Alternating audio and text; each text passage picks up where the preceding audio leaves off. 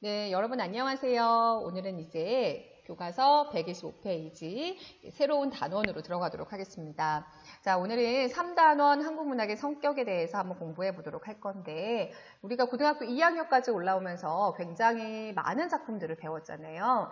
그래서 그런 개별 작품들의 어떤 내용이라던가 성격들은 잘 알고 있지만 그것들을 두루 어우르고 있는 한국문학 전체의 성격에 대해서는 우리가 자세하게 공부해 본 적이 별로 없을 거예요. 그래서 오늘은 우리 한국문학 전체의 성격을 한번 알아보는 단원인 바로 한국문학의 성격 단원으로 한번 들어가 보도록 하겠습니다. 자, 이 단원에서는 크게 세 가지 소단원으로 나눠지고 있는데, 먼저 첫 번째는 한국문학의 개념과 범위예요. 자, 어떤 문학을 한국문학이라고 하는지 한국문학 개념을 대해서 배워보도록 하고, 그 다음에 어디까지를 한국문학이라고 하는지 그 범위에 대해서 한번 배워보도록 할 건데, 여기 소단원에 들어가 있는 작품은 바로 유일한 백제 가요인 바로 정읍사에 대해서 이 정읍사를 통해서 한국문학의 개념과 범위를 한번 알아보도록 하겠습니다. 자, 그 다음에 두 번째 한국문학의 전통과 특질인데, 우리 한국문학이 다른 문학과하고 다른 어떤 전통과 특별한 성질이 있어요. 그러한 전통과 특질을 바로 우리는 봉산탈춤이라는 작품에서 한번 배워보도록 하겠습니다.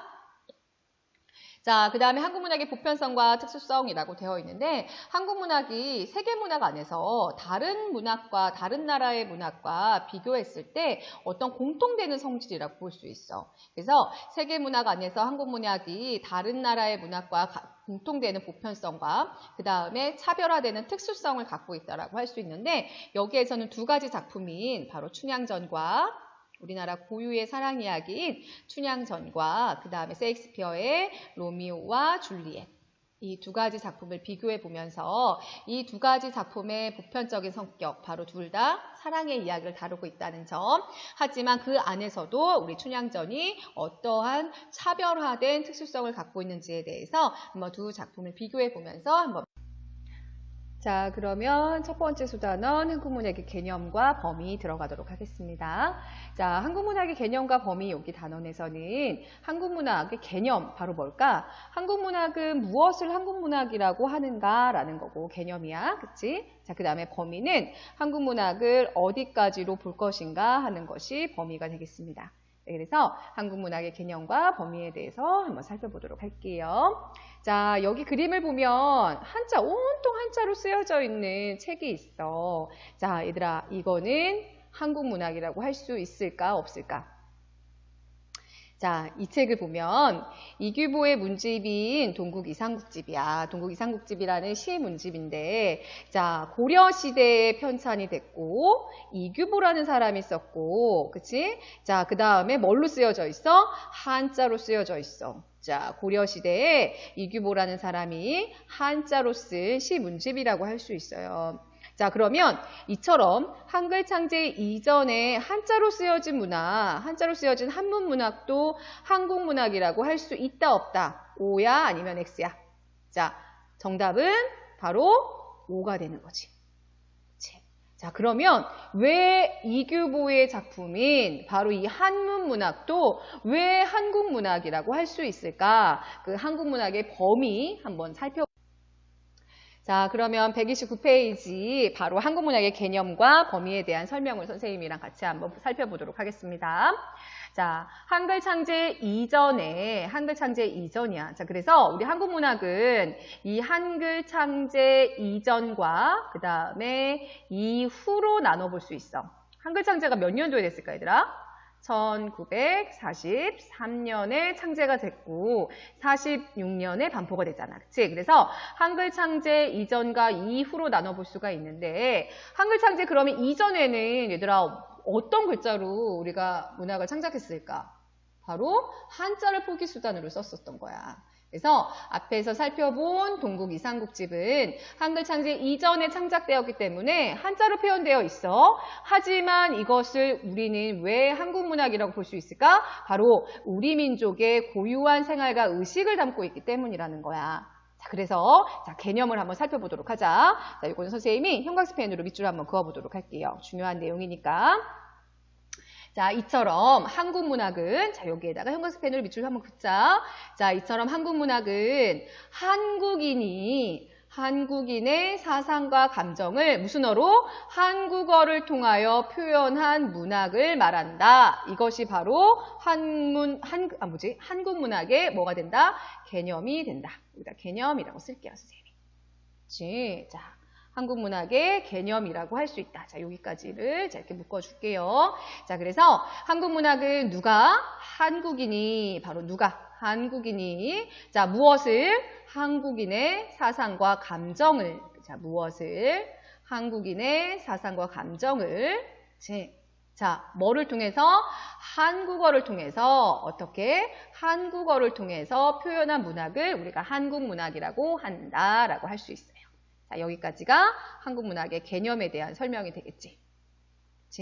자, 그러면 얘들아 여기서 중요한 게 바로 한국어를 통하여 표현한 문학이라고 되어 있는데 우리나라는 원래부터 한글로 쓰여져 있지 않은 문학이 굉장히 많아. 왜냐하면 한글이 창제되기 이전에도 우리들이 문학을 창작하지 않았던 것은 아니거든. 그치? 그래서 한글이 창작되기 이전의 문학과 한글이 창작된 이후의 문학을 다 한국어라고 볼 수 있는 거야. 자, 그러면 여기서부터는 이제 한국 문학의 범위는 어떻게 잡을 것인가? 어디까지를 한국 문학이라고 볼 수 있을까? 그 범위에 대해서. 자, 먼저 한국 문학은 뭐에 따라서? 우선 첫 번째, 바로 전승 방식에 따라서 나눠볼 수 있어. 맞아, 첫 번째, 전승 방식. 자, 어떻게 전해지느냐에 따라서 두 가지로 나눠볼 수가 있고, 또 뭘까? 표기 방식에 따라서 또 두 가지로 나눠볼 수 있다라고 할 수 있습니다. 자, 그러면 먼저 첫 번째 전승 방식을 보도록 할 건데 어떻게 전승이 되는 거야? 크게 두 가지로 나눌 수 있어. 바로 뭘까? 첫 번째는 구비문학이야. 구비문학. 구비문학은 뭐에서 뭐로 전해지는 거야? 입구자를 사용해서 입에서 입으로 전해지는 문학이지, 그치? 이거는 뭐야? 대체로 문자 생활을 할 수 없었던 사람들이라던가 아니면 기록을 하기 이전에, 그치? 아주 예전의 문학들을 우리가 구비문학이라고 할 수가 있어. 자, 그래서 입에서 입으로 전해지는 구비문학과, 자, 그 다음에 글로 기록이 된 무슨 문학으로 나눌 수 있다? 기록문학으로 나뉘어질 수 있다라는 거야. 그치? 자, 그래서 선생님 여기다 한번 정리를 한번 해보자. 한국 문학은, 자, 필기하면서 보세요. 한국 문학은 전승 방식에 따라서 크게 두 가지로 나눠진다. 바로 입에서 입으로 전해지는 무슨 문학? 구비문학. 자, 필기 한번 해보자. 자, 그 다음에 두 번째, 글로 기록이 되는 무슨 문학? 기록문학. 자, 이렇게 두 가지로 나눠볼 수가 있어. 그치? 자, 한국 문학은 이 구비문학뿐만 아니라 기록문학도 다 한국 문학에 속한다고 볼 수 있어. 구비문학도 마찬가지야. 구비문학도 우리나라의 사상과 감정을 담고 있으면 다 한국 문학의 범위에 속한다라고 할 수 있습니다. 자, 그 다음에 기록문학인데 다시 이 기록문학은 표기 방식에 따라서 크게 무슨 문학으로 나눌 수 있다? 한글 창제 이전의 한문문학과 그 다음에 한글 창제 이후의 국문문학으로 나누어 볼 수 있다라는 거야. 그치? 그래서 표기 방식에 따라서, 기록 방식에 따라서 기록문학은 다시 한문으로 쓰여진 한문문학과, 한자지, 그치? 한문문학과, 자, 그 다음에 한글 창제 이후에 바로 국문문학이 여기에 속한다라고 할 수 있습니다. 국문문학이 여기에 속한다라고 할 수 있어. 자, 그래서 뒤에 있는 설명들은 선생님이랑 같이 작품들을 하면서 다시 한번 살펴보도록 하겠지만 중요한 것만 한번 살펴보도록 하자. 자, 구비문학은 사람들의 입을 통해서 전해져 온 문학으로 대체로 문자 생활을 누릴 수 없었던 무슨 계층? 피지배계층이야. 피지배계층, 우리가 신문사회였기 때문에 피지배계층을 중심으로 향유가 되었던 거고, 그 다음에 굉장히 어려운 이 한문문학은 기록문학 중에서도 한문문학은 한자를 통해서 우리나라의 정서를 담아낸 문학으로 한시나 한문소설 등이 대표적이다라고 설명을 하고 있어요. 자, 그 다음에 여기서 중요한 거 하나 나오는데 한글로 창작된 문학인데 국문문학은 한글로 창작된 문학을 우리가 국문문학이라고 한다고 했잖아. 그런데 얘들아 여기서 중요한 게 하나 더 있어. 바로 뭘까? 향찰과 이두처럼 한자를 빌려서 우리말을 표기한 이런 문학을 무슨 문학이라고 한다? 차자문학이야. 차자문학. 차용하는 거야. 빌려온다는 거야. 뭐를 글씨를. 그래서 우리나라 한글을 표현하기 위해서 우리말을 표기하기 위해서 한자를 빌려서 표기하는 문학 역시 무슨 문학이 한문문학이 아니야. 바로 무슨 문학에 속한다? 국문문학으로 볼 수 있다라는 거야. 자, 그래서 향찰이나 이두처럼 한자를 빌려서 온 건데 한자를 가지고 실제로 작품을 쓴 게 아니라 우리말을 빌려서 표기를 한 거야. 그래서 이거는 무슨 문학에 해당한다? 국문문학에 해당한다. 그래서 여기에는 차자문학도 역시 국문문학의 한 종류로 볼 수 있다라고 할 수 있습니다. 알겠지? 자, 여기까지가 우리 한국문학의 개념과 범위에 대한 설명이었고 이제 선생님이랑 같이 여기 있어. 바로 정읍사를 한번 배워보도록 할 건데 자, 정읍사는 가장 대표적인 무슨 문학에 해당한다? 구비문학에 해당한다야. 그래서 입에서 입으로 전해지던 그 구비문학의 특징을 한번 바탕으로 해서 우리 문학의 개념과 범위에 대해서 다시 한번 살펴보도록 하겠습니다. 자, 그러면 다음 페이지 정읍사 한번 선생님이랑 같이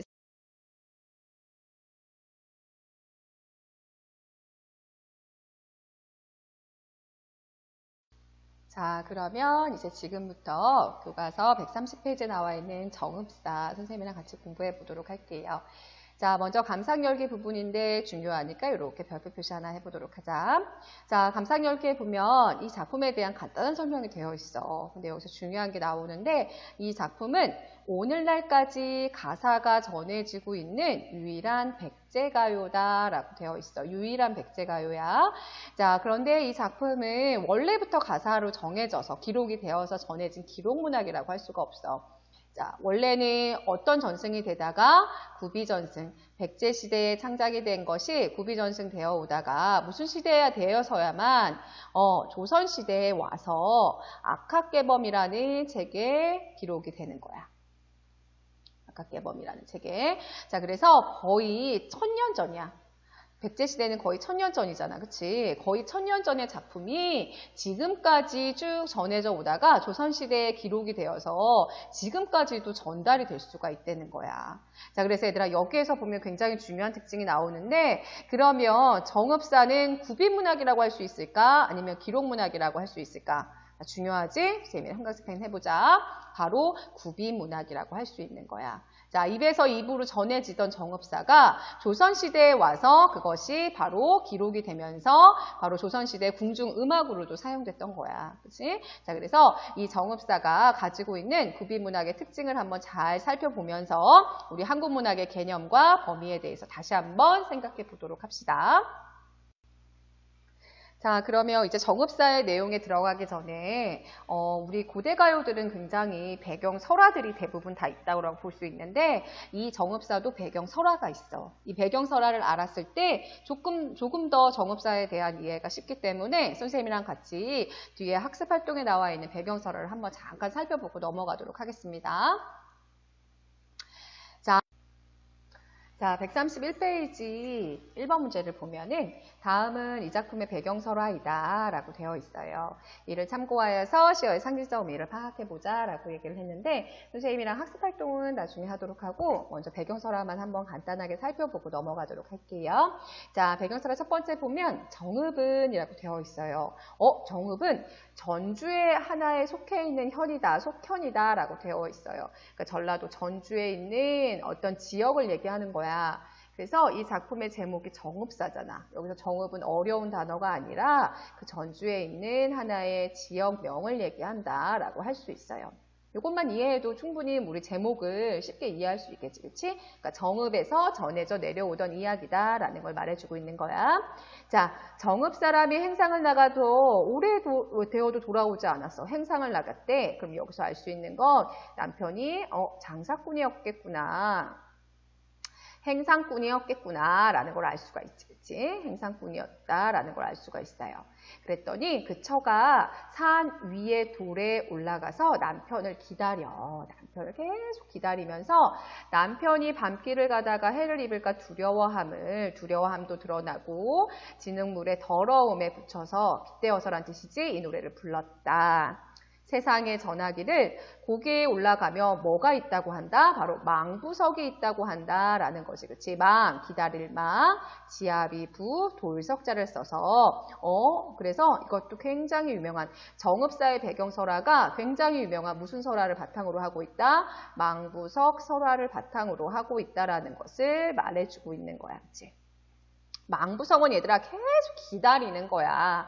누군가를 계속 기다리고 있는 것을 망부석이라고 얘기를 하는데 기다리다가 계속 기다리다 뭐가 될 정도로 돌이 될 정도로 기다리고 있는 일편단심의 마음을 담고 있는 게 바로 망부석 설화거든요. 그치? 그래서 요 설화를 바탕으로 보면은 정읍사의 내용이 어떤 것일지를 우리가 대강 짐작해 볼 수가 있어. 누구를 기다리는 간절한 마음, 남편을 기다리는 간절한 마음을 담고 있겠구나라는 것을 이 배경설화만 봐도 우리가 충분히 이해할 수가 있는 거야. 그치? 자, 그러면 먼저 131페이지에 나와 있는 그림을 한번 살펴보고 선생님이랑 같이 정읍사 낭송도 한번 같이 들어보고 그 다음에 이제 본격적인 내용 파악을 한번 들어가도록 하겠습니다. 배경설화에 대한 그림이 나와 있잖아. 이게 누굴까, 이게? 이게 누구야? 바로 행상을 나간 그 남편을 기다리고 있는 아내의 모습이지. 자, 아내가 얘들아 지금 뭐를 보고 있어? 우리 정읍사를 보면 알겠지만 동그랗게 선생님이 이렇게 해볼게. 달림을 보면서 누구를 기다리고 있는 거야? 바로 남편을 기다리고 있는 거지. 그치? 그래서 여기에서 이 아내가 남편을 기다리다가 뭐가 됐다는 거야? 돌이 됐어. 망부석이야, 망부석. 그치? 망부석이 됐다는 것이 이 정읍사의 배경 설화가 되는 거예요. 자, 나중에서 수능에도 나타나겠지만 얘들아 수능에서 우리가 낯선 작품들이 굉장히 많이 나타나. 그런데 두려워할 필요가 없는 것이 뭐냐면 이렇게 어떤 작품에 대한 설명들이 문제 안에 설명이 굉장히 많이 되어 있어. 그래서 낯선 작품일수록 우리가 그 문제를 풀 때 그냥 바로 문제로 들어가지 말고 그 어떤 문제들에 나와 있는 보기들을 잘 참고하면 그 배경 지식들을 잘 알 수 있어서 훨씬 문제를 푸는 데 도움이 많이 되지요. 그쵸? 그 다음에 특히나 그 배경들을 알고 시를 보면 그 시어들이 의미하는 것을 훨씬 더 잘 파악할 수가 있습니다. 그치? 자, 그러면 이제 본격적으로 선생님이랑 같이 정읍사의 내용 파악으로 들어가도록 하겠습니다. 정읍사 내용 파악 들어가도록 하겠습니다. 자, 배경설화에서 얘기했듯이 정읍사의 정읍은 바로 지역 이름이라고 했어요. 지명, 바로 전주에 속해 있는 하나의 현인 지명이기 때문에 그 정읍에서 전해지던 이야기다라는 것이 바로 이 제목의 의미라고 볼 수 있습니다. 자, 그 다음에 작자는 미산이야. 자, 이게 바로 대표적인 무슨 문학의 특징이라고 볼 수 있다? 바로 구비문학의 특징이라고 볼 수 있지.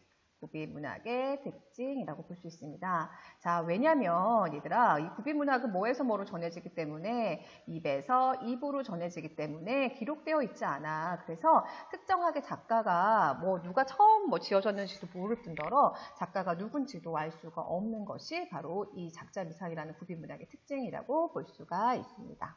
그치? 자, 그럼 이제 먼저 첫 번째 연부터 들어가도록 할게요. 자, 우리가 얘들아 그 낭송에서 그 느낌을 한번 살펴봐야 돼. 이 정읍사를 선생님 배경설화에서 얘기했지만 그 행상을 나간 남편을 기다리는 아내의 간절한 바람 같은 게 드러나 있을 거라는 것을 우리가 예상해 볼 수가 있는데 그러면 그러한 것들을 어떻게 아름다운 시적으로 굉장히 서정적으로 표현했는지를 지금부터 한번 살펴보도록 할게요. 자, 먼저 첫 번째 1행을 한번 보도록 하자. 자, 1행에 보면 먼저 첫 번째 나와 있는 뭐를 말하고 있어? 바로 달이라는 말이 있어. 달하라고 되어 있어. 달. 자, 선생님이 여기다가는 형광색펜, 중요한 내용이니까 형광색펜으로 이렇게 표시를 한번 해보도록 할게요. 자, 달이라고 되어 있어요. 자, 달하, 높이곰, 도다샤라고 되어 있어요. 달하, 높이곰, 도다샤. 자, 얘들아 여기서 말하는 달은 뭘까? 달림이를 얘기하는 거야. 달을 얘기하는 거지, 그치? 달이시여, 높이곰, 도두시여, 도다샤, 도다. 뭐야? 이를 쏟는 거지, 그치? 도다. 돋으시어라는 뜻이야. 자, 그래서 얘들아 여기서 달은 무슨 의미를 가지고 있을까? 아내가 뭐를 바라보면서 지금 달을 바라보면서 뭔가를 뭐 하고 있는 거야? 기원하고 있다라는 거야. 그치? 바라고 있는 거야. 뭐를 바라고 있는 거야? 남편이 무사하게 돌아와 주기를 기다리고 있는 거지. 그치? 자, 그래서 이 달은 바로 긍정의 대상, 부정의 대상, 긍정의 대상이야. 자, 그 다음에 달이 뭘까 얘들아? 까만 밤을 달이 뜨면 어떻게 주고 있어? 밤을 막 비춰주고 있잖아. 그래서 뭐의 이미지라고 볼 수 있어? 밝음의 이미지를 가지고 있는 이 달은 바로 어떤 대상이다? 바로 아내가 자신의 바람을 담고 있는 기원의 대상이다 라고 할 수 있습니다. 기원의 대상이라고 할 수 있어. 그치? 밝음의 이미지를 갖고 있는 기원의 대상이다 라고 할 수 있어요. 자, 그래서 예전에는 얘들아 뭘까? 약간 민간신앙 같이 어떤 대상에게 뭔가를 내가 바람을 하고 싶을 때 어디에다 비는 거야? 바로 달에게. 달을 약간 신적인 존재로 생각해서 달님에게 뭔가 자신의 소원을 비는 거지. 그래서 예전에는 집안에 막 장독대 같은 것들이 있었잖아. 그러면 그 장독대에다가 뭐를 떠놓고 정화수, 아주 깨끗한 물을 하나 떠놓고서는 거기다가 초를 하나 이렇게 켜놓고 계속 손을 비벼가면서 비는 거야.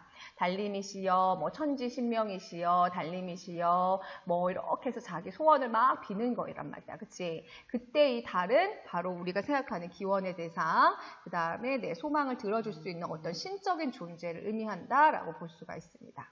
그치? 자, 근데 여기서 중요한 건 뭐냐, 얘들아? 달하라고 되어 있어. 달하. 이 하자인데, 얘들아. 뭐뭐하, 달하. 이렇게 달을 뭐 하고 있는 거야, 지금? 부르고 있는 거야. 그치? 부르고 있는 거니까, 이건 일종의 무슨 조사다? 혹격조사. 부름을 나타내는 혹격조사라고 볼 수 있어.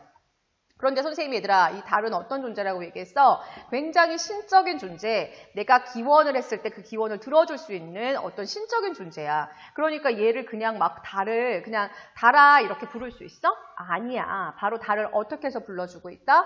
높임의 혹격조사라고 할 수 있어. 높임의 혹격조사. 이 하 말이야, 하. 그치? 자, 그래서 이 달하를 해석한다면, 현대어로 해석한다면 어떻게 쓸 수 있어? 달님이시여. 이렇게 해석을 해줄 수 있는 거야. 달님이시여. 이렇게 높여주는 거야, 달님을.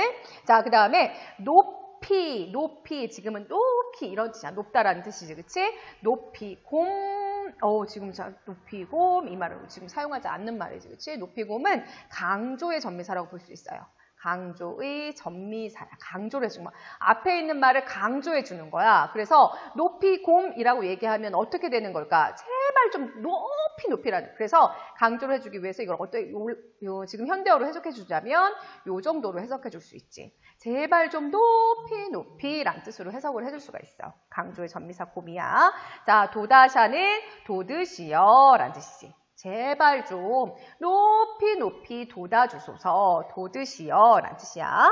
자, 그 다음에 어기야라고 되어 있어. 자, 얘들아, 이 어기야라는 말은 실질적인 의미가 있다 없다? 없다. 자, 의미를 가지고 있는 일종의 무슨 구에 해당하다? 여음구에 해당한다라고 할 수 있어요. 일종의 여음구를 해당한다라고 할 수 있어. 자, 이 여음구는 얘들아 어떤 효과가 있을까? 좀 노래에 뭐를 돋아줄 수 있어? 흥을 돋아줄 수도 있고, 그 다음에 뭘까? 바로 리듬감을 형성해 준다라고 할 수 있습니다. 리듬감을 형성해 줄 수 있고. 그치? 자, 그 다음에 머리 곰이라고 되어 있어. 곰이 다시 한번 나와 있는데, 자, 선생님이 아까 전에 말했지만 곰은 뭐의 전미사? 강조의 전미사라고 했어.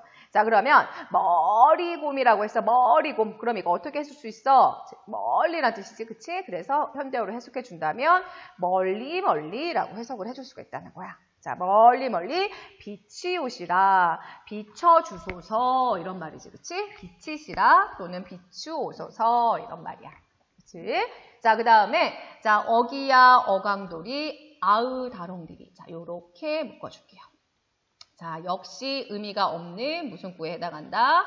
여음구면서 일종의 계속 반복이 되고 있는 후렴구라고 볼 수 있어.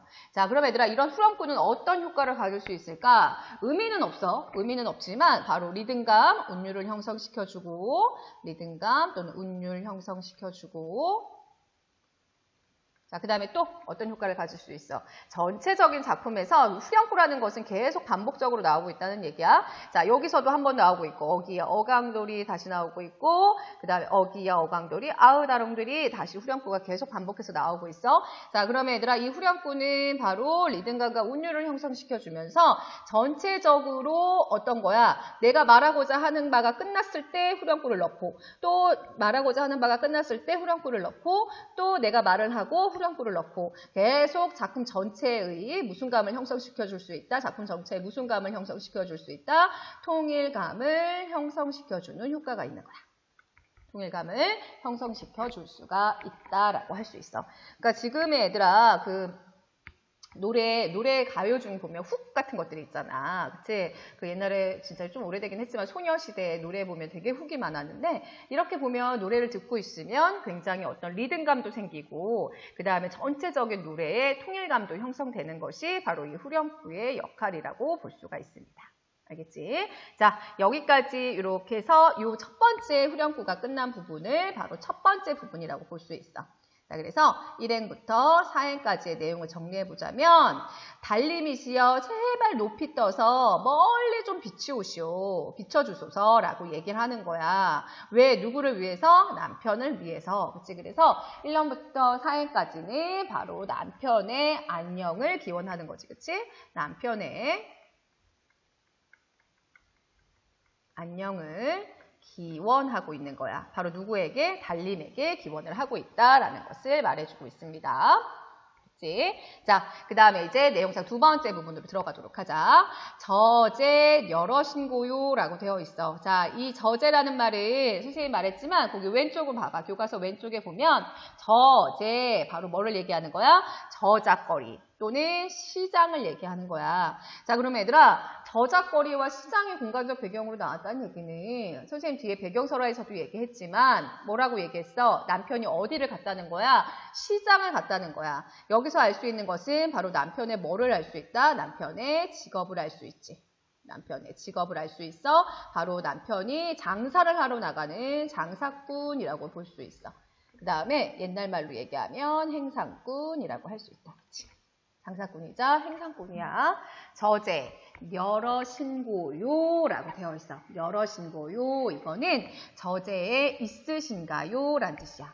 여러신거요 또는 있으신가요? 계신가요? 가있나요? 뭐 이런 뜻이야. 가있나요? 이렇게. 저제 여러신고요. 어기야. 다시 한번 후렴구가 나왔다. 그치? 자, 그 다음에 이제 중요한 시어가 하나 나오는데 선생님 중요하니까 여기 빨간색 펜으로 할게. 증대를 디대올세라. 드대올세라. 이거는 뭐야? 디디다라는 뜻이야. 어딘가를 디디는 건데 어디를 디딘다고 얘기를 하고 있어? 바로 증대야. 증대. 선생님이 이걸로 할게요. 자, 증대를 디대올세라 라고 되어 있어.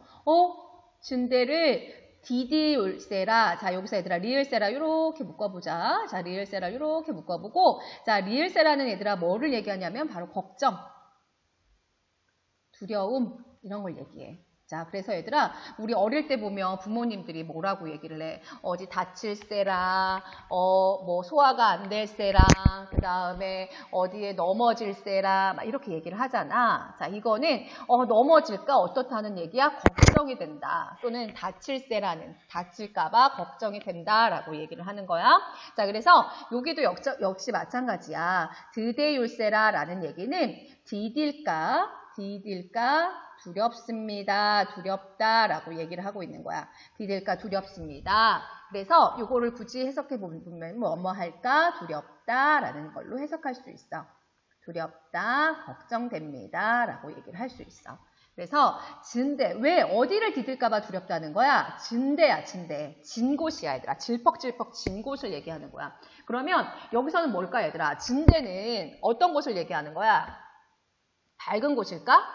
아니지. 어두운 곳이야. 어두운 곳. 어두운 곳을 얘기하는 거야. 자, 어두운 곳을 얘기하는 거고 남편의 입장에서 보자면 아내가 남편이 어두운 곳을 디딜까봐 걱정이 된다는 얘기는 어두운 곳, 바로 얘들아 남편에게 뭐한 곳? 위험한 곳이라고도 해석할 수 있어. 위험한 곳이라고 해석할 수도 있어. 그 다음에 얘들아, 뒤에 우리가 감상 정리할 게도 나와 있지만 이것은 뭐냐면 남편이 오래도록 집에 오지 않아서 어떤 여인의 유혹에 빠지지 않을까라고 해석하기도 해. 그래서 이거를 여인의 유혹이라고 보기도 해. 여인의 또는 다른 여자의 유혹이라고 보기도 한다는 거야. 그래서 아내 입장에서는 남편이 어둡고 위험한 곳에 갈까봐 걱정이 됩니다 라고 얘기를 하면서 한편으로는 오랫동안 집을 떠나서 다른 여인의 유혹에 넘어가지 않을까 걱정이 됩니다 라고 얘기하는 거라고 해석할 수도 있어요. 그치? 자, 그러면 선생님 얘들아, 이 진대는 바로 어두운 곳, 위험한 곳을 의미한다 라는 점에서 바로 앞에 나와 있는 어떤 시어하고 대립이 된다고 볼 수 있을까? 그렇지, 이 달림이야, 달림. 자, 달림. 이렇게 해서 대립이 된다라고 볼 수가 있습니다. 자, 그래서 달림은 밝게 남편을 비춰주는 곳이라면 이 진대는 바로 어둡게 남편을 위험에 빠뜨리는 곳이라고 볼 수가 있습니다. 알겠지? 무슨 말인지? 그렇지. 자, 그 다음에 다시 한번 어기야 어강두리라고 후렴구가 나오고 있습니다. 오케이. 자, 여기까지 다시 한번 이렇게 묶어서 정리를 한번 해보면 바로 5행부터 5행, 6행, 7행까지. 7행까지를 내용상 두 번째라고 볼 수 있어. 내용상 두 번째라고 본다면 바로 남편에 대한 걱정이지. 그치? 남편에 대한 걱정과 염려라고 볼 수 있습니다. 남편에 대한 걱정, 염려라고 볼 수 있어. 걱정에 대한 걱정과 염려라고 볼 수 있습니다. 자, 여기는 선생님이 이렇게 한번 지워보도록 할게요. 지우고, 오케이. 자, 이제 마지막 세 번째 부분이 되겠습니다. 자, 마지막 세 번째 부분이야. 자, 남편이 얘들아 아무리 기다려도 오지 않아. 그래서 달림에게 막 빌어. 남편이 제발 좀 멀리, 그 다음에 높이 비춰서 남편이 정말 편안하고 안녕하도록 기원을 하고, 그 다음에 제발 그 진대 어둡고 위험한 곳에 들일까봐 정말 걱정이 된다라는 남편에 대한 걱정도 담고 있어. 자, 그 다음에 마지막 부분을 보도록 하자. 자, 마지막 부분을 보면 어느이다. 자, 이거는 어느이다. 자, 이거는 어느 곳에나라는 거죠. 어느 곳에나, 어느 곳에나, 어느 것이나 또는 것이라고도 해석하기도 해. 어느 것이나 다 또는 어느 곳에나 다 이런 거야. 어떤 것이건 어떤 곳이건 다 놓으십시오 라는 뜻이야. 자, 그러면 얘들아, 남편의 직업이 행상꾼이라는 얘기는 뭐를 놓으라는 얘기야? 어디나 또는 어떤 것이나 다 뭐야? 짐을, 그치? 당신의 짐을 다 놓으십시오 라고 얘기를 하고 있어. 어느 곳에나 또는 어느 짐이나 다 놓으십시오 라는 얘기야. 다 놓으시고 그 다음에 어기야. 다시 한번 영구. 여기 나왔다. 그치? 이게 중요하다. 자, 다시 한번 리을세라 이렇게 나와 있지. 다시 한번 리을세라. 선생님이 아까 말했어. 뭐뭐 할까 두렵습니다 라고 되어 있지. 그치? 자, 이거는 다시 한번 말했지만 걱정과 두려움을 담고 있는 어미라고 얘기를 했어. 그치? 자, 그래서 여기서 보면 내 가논데 점글알세라. 점글알세라는 얘기는 저문다라는 얘기야. 저물다. 자, 저물다라는 얘기야. 그래서 내 가논데가 저물까 두렵습니다 라고 얘기를 하고 있어. 그래서 남편이 내 가논데, 여기서 얘들아 내 정말 중요하니까 선생님이 여기다 별표 하나를 쫙 해줄게. 자, 내 가논데 요거는 이렇게 빼서 해석을 해주자면 크게 세 가지로 해석을 할 수가 있어. 자, 두 번째, 세 번째 한번 해보도록 하자. 자, 내가 가는 데가 네가 가는 곳이 곳이란 뜻이야. 내 가는 데 곳이란 뜻이야. 네가 가는 곳, 내가 가는 곳이 저물까 두렵습니다 라고 얘기할 때 이 내는 세 가지 의미를 가진다고 볼 수 있어. 먼저 첫 번째, 우리 배경사라하고 전체를 연결해 본다면 여기서는 누구를 얘기하는 걸까? 바로 내 님을 얘기하는 거야. 님.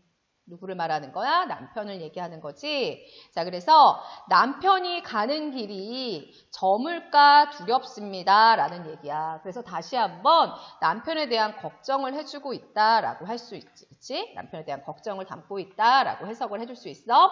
자, 그 다음에 두 번째 바로 뭐라고 해석할 수 있어? 이거는 나야, 나. 내가 가는 길, 다시 말해서 아내자, 아내. 그치? 내가 가는 길이, 남편이 없는 앞으로의 나의 길이 뭐야? 되게 저물까 두렵다라는 얘기는 뭐야? 남편이 없는 나의 앞으로의 삶이 굉장히 힘들까 두렵습니다. 라고 해석을 해준다는 얘기야. 자, 가장 보편적인 해석은 1번이야. 자, 가장 보편적인 해석은 1번이지만, 자, 두 번째, 세 번째로도 해석해 줄 수 있어. 자, 그 다음에 세 번째는 뭐냐면 내일 가는 길이 저물까 두렵습니다. 바로 여기는 님과 그 다음에 나를 같이 합쳐서 님과 나의 앞으로의 나아갈 길이 힘들까 두렵습니다. 라고 얘기를 하고 있는 거야. 그치? 그래서 우리가 배경설화랑 전체적으로 연결해 보자면 여기에다가 이렇게 님이 생략됐다는 해석을 해줘서 이 첫 번째 해석이 가장 보편적인 해석이라고 볼 수 있어요. 하지만 이 두 번째, 세 번째도 역시 우리가 문학계에서는 이렇게 두 번째, 세 번째에도 해석을 할 수 있다라는 것은 참고적으로 알아두면 돼. 알겠지? 자, 그래서 남편이 가는 길이 저물까 너무너무 걱정이 됩니다. 라고 얘기를 해주면서 자, 남편이 가는 길이 저물지 않도록 어떻게 해달라는 거야? 누구에게? 달님에게 제발 좀 비춰달라는 거야. 높이, 멀리 빛을 내서 비춰달라는 거지. 그치? 왜냐하면 남편이 무사하게 집으로 돌아올 수 있도록 간절하게 바라는 아내의 마음이 담겨져 있는 거가 되는 거야. 알겠지? 자, 그러면 마지막 8, 9, 10, 11회. 자, 8회에서 11행까지. 8행에서 11행 내용을 마지막 부분이라고 보자면 다시 한번 남편에 대한 걱정을 하면서 이 남편이 저물까 두렵습니다. 그러니까 빨리 뭐야? 어느 곳에나 짐을 놓고 빨리 집으로 어떻게 달라는 거야? 돌아와 달라는 거야. 그래서 남편의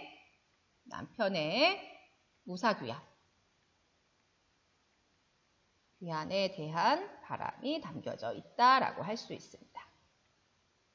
남편의 무사 귀환에 대한 간절한 바람과 소망이 담겨져 있다라고 할 수가 있습니다. 알겠지? 자, 그래서 얘들아, 요 정읍사는 크게 내용상 이렇게 세 부분으로 나눠볼 수가 있어. 세 부분으로 나눠볼 수가 있지만 그 선생님 말했어. 의미가 없는 여음구나 후렴구 같은 것들을 다 빼버리면 어떻게 된다? 선생님 이거 한번 해보자. 자, 여음구나 후렴구 같은 것들을 잘 빼버리면 굉장히 짧은 시라고 볼 수 있어. 달아 높이곰 도다샤 머리곰 비추요시라. 그치? 그래서 남편의 안녕을 기원하고 요 밑에는 의미가 없는 후렴구들이야. 자, 그 다음에 저제 가 계신가요? 진대를 밟을까 두렵습니다. 라고 얘기하고 있어. 이게 두 번째 내용이 되는 거고, 그 다음에 후렴구 빼고 마지막 부분에 보면 어느 곳에나 다 짐을 놓으시고 앞으로 남편의 가는 길이 저물까 두렵습니다. 그러니 빨리 어떻게 해달라는 거야? 집으로 돌아와 주세요. 라고 얘기하는 부분이지. 그치? 그래서 이렇게 후렴구하고 여음구를 빼버리면 굉장히 짧은 시가 되는 거야. 몇 줄에? 한 줄, 두 줄, 세 줄, 네 줄, 다섯 줄, 여섯 줄. 알겠지? 그치? 자, 그래서 이렇게 굉장히 짧은 시라고 볼 수가 있는 이 정읍사의 내용이 되는 거야. 자, 그렇게 어렵지 않은 내용들이니까 얘들아, 선생님이랑 했던 내용들을 잘 기억을 해보면서 그 배경설화와 연결지어서 이 정읍에 사는 이 여인이 어떠한 바람을 담고 이 노래를 썼는지를 잘 생각해 보면서 이 얘들아 동그랗게 떠있는 이 달이 이 아내에게 어떤 역할을 해주고 있는지 이걸 다시 한번 생각해 보면서 이 주제의식을 한번 생각해 보도록 하자. 자, 결국에 아내가 남편을 돌아오기를 바라는 간절한 마음, 간절한 소망이 잘 묻어나고 있는 시라는 거예요. 거의 1000년도 넘은 시야. 그치? 1600년? 뭐 거의 이 정도 되는 시인데도 지금의 우리에게도 아직도 굉장히 감동을 줄 수 있는 시라는 거지. 그치? 자, 그래서 이 시에 대해서 선생님이랑 같이 뒤에 학습 활동, 그 다음에 학습지 정리하면서 마지막으로 이제 내용 정리하고 마무리 짓도록 할게요. 자, 오늘 수업은 이걸로 마치겠습니다. 자, 안녕.